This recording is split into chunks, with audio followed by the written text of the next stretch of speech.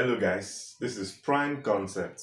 We want to push further with our concept or with our learning under units measurement and dimensions. In our previous video, we introduced the concept of unit. We explained what unit is. We explained measurement, what measurement actually is. We talked about the connection between unit, measurement, and physical quantities. So we said physical quantities are all the quantities that you can measure and you can assign to them a unit of what? Measurement. These are physical quantities. So we want to push further with what we know as dimensional analysis. So this is really very important part. This is the mathematical part of unit and measurement. That's why it is dimensional analysis. So if you have been watching my videos and you are yet to subscribe, do well to hit the subscribe button. In case you've not seen the introduction to this, do well to check my channel. You'll see a playlist of unit, measurement, and dimension. Then you can check from the start to understand what we are doing. So what is dimensional analysis? Dimensional analysis is a relation between physical quantities. It's a mathematical relationship between physical quantities. That is what you call dimensional analysis. It's a mathematical equation that shows the relationship between physical quantities. Let me quickly write it. It is a mathematical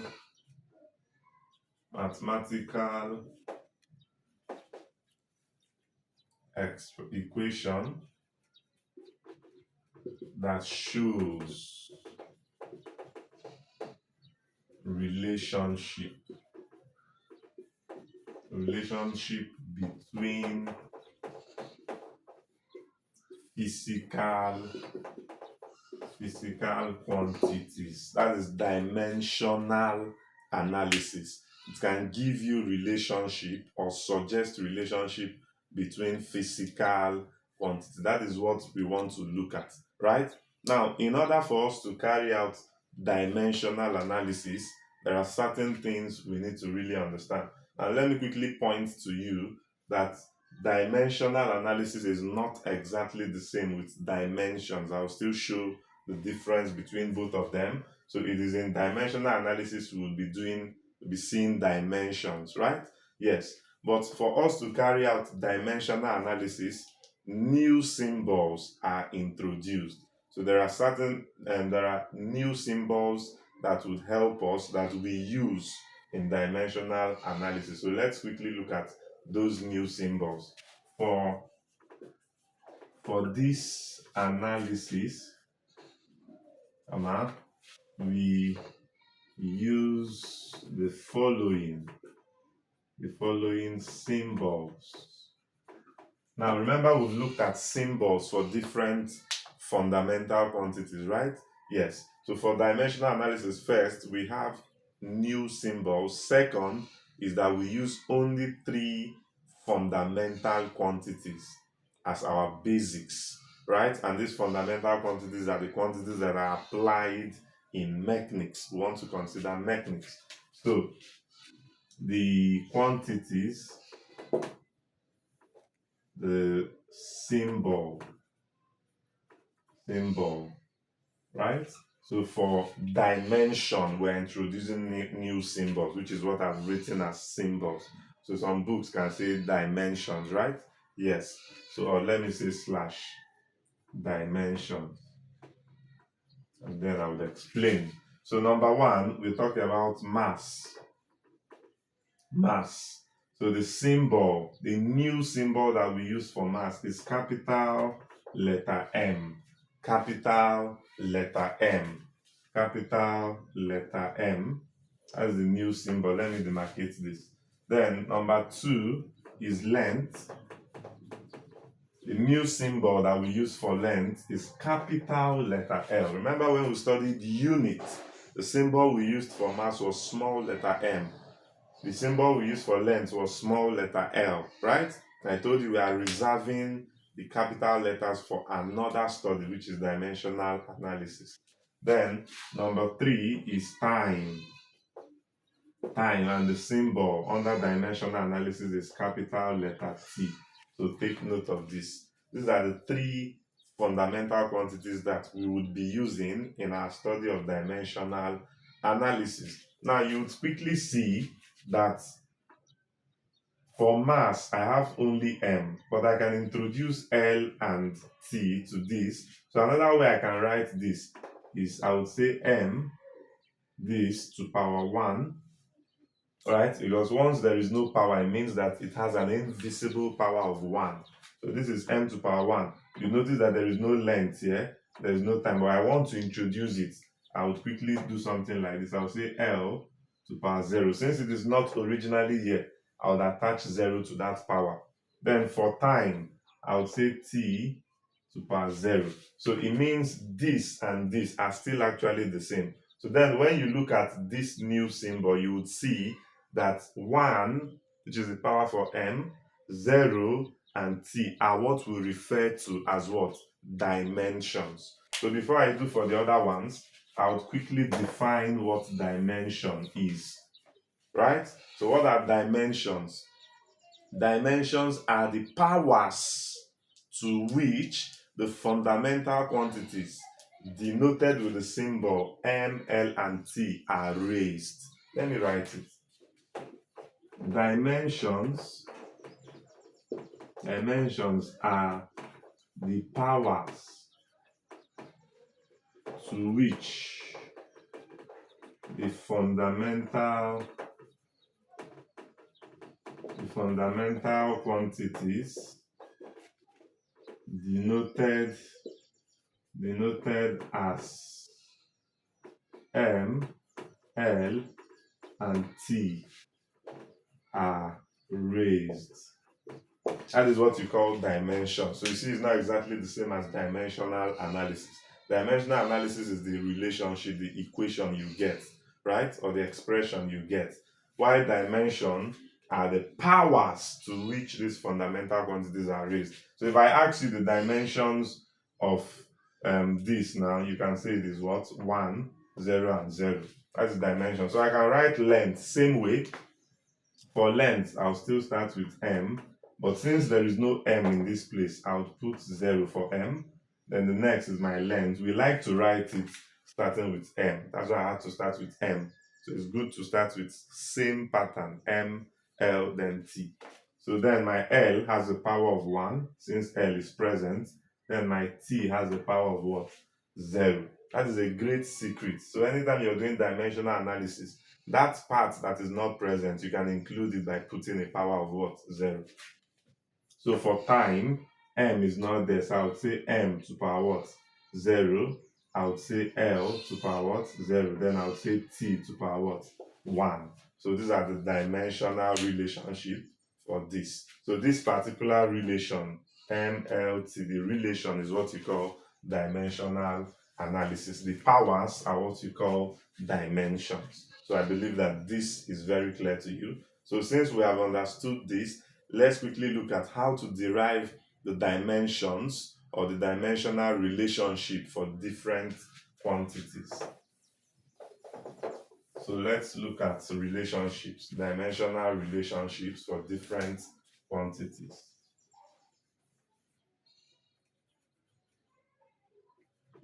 Dimensional relationship.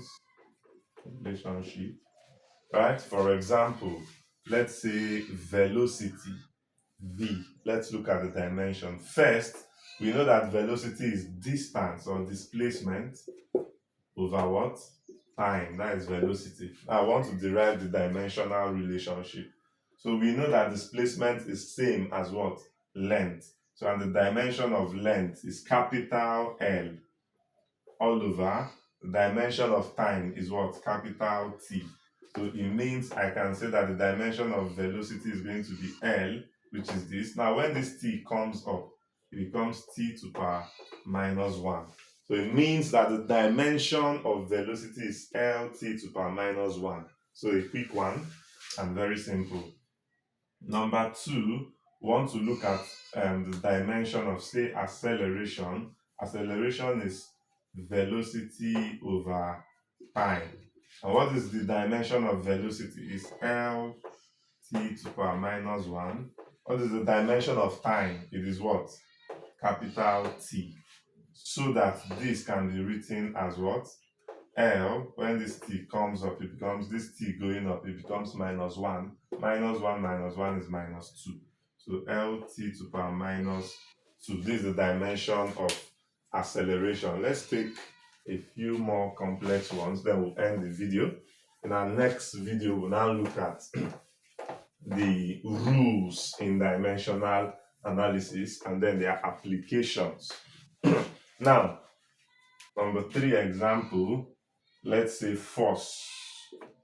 Force we know is mass times acceleration, that is ma.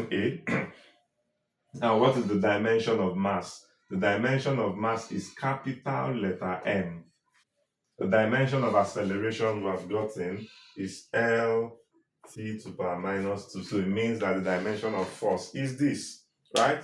Now quickly, next one, number 4. Let's look at the dimension of surface. Let's do something different. Surface tension. The dimension of surface tension. Surface tension is actually force per unit length. That is surface tension, force per unit length. And this is the symbol for surface tension, force per unit length. Now, what is the dimension of force? We've gotten that as ml t to power minus 2. Now, what is the dimension of L? It is still capital letter L. So you would see that this would fizzle this. So the dimension of surface tension is m t to power minus 2, right? Yes. Now, let's do more. Let's do 2 more. So this is really important for you to know. Let's look at the dimension of universal gravitation. Dimension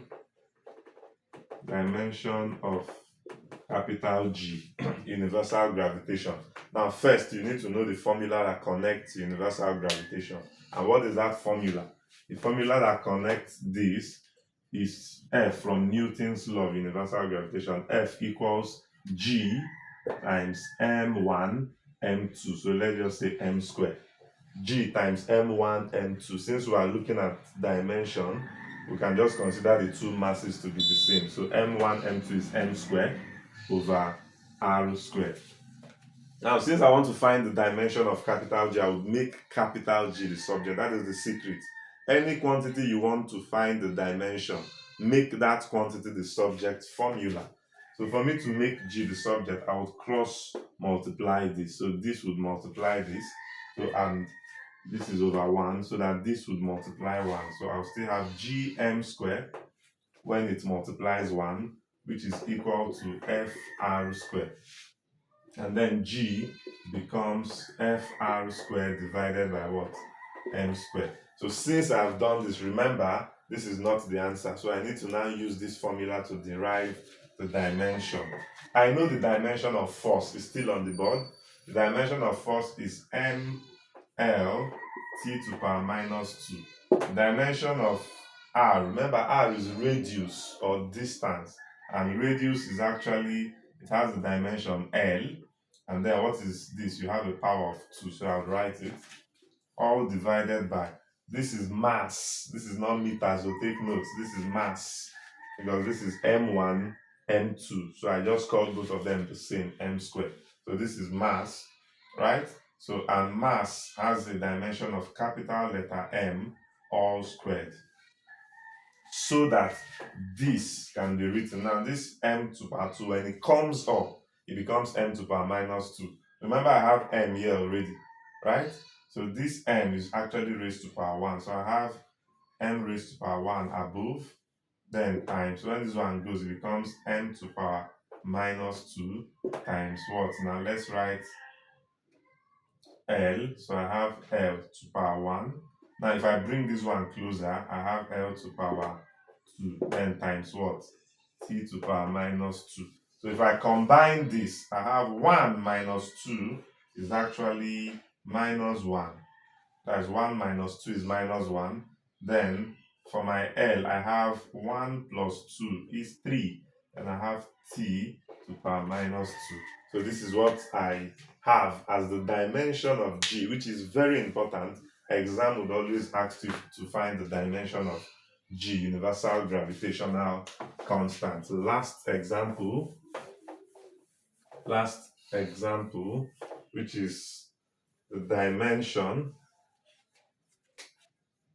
Let's determine the dimension of viscosity. Viscosity. So these are common exam questions. Viscosity is denoted with the symbol this viscosity. So, and viscosity has different formulas anyway. We can use viscosity pressure, which is velocity. Pressure is proportional to velocity. Force over area is equal to, so I'll have force over area is actually equal to this times velocity gradient. So from here I can find viscosity.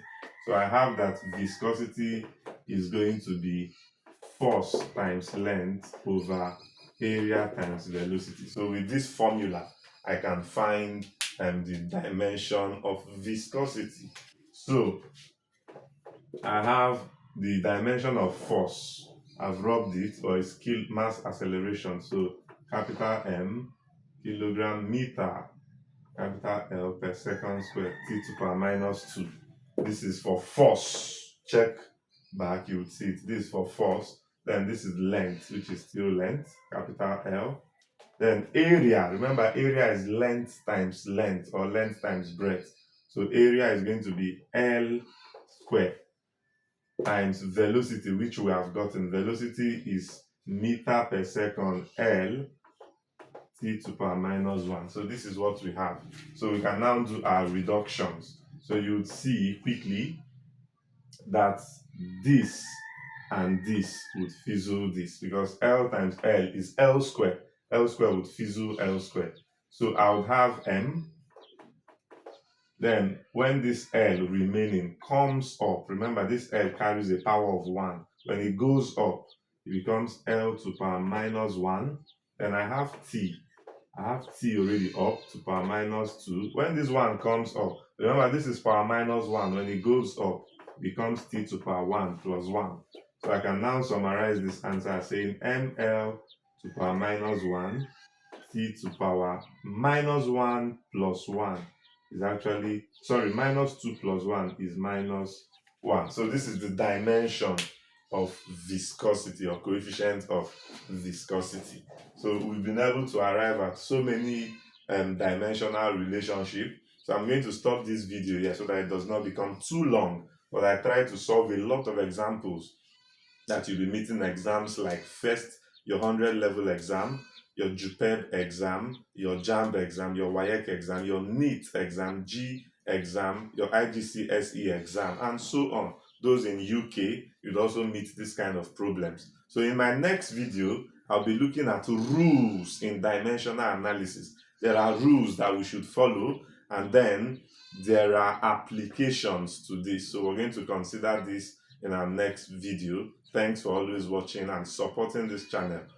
Do well to subscribe if you are yet to subscribe. Like the video, comment, and share with your friends. 10 of your friends. Tell them it is prime concept. Thank you.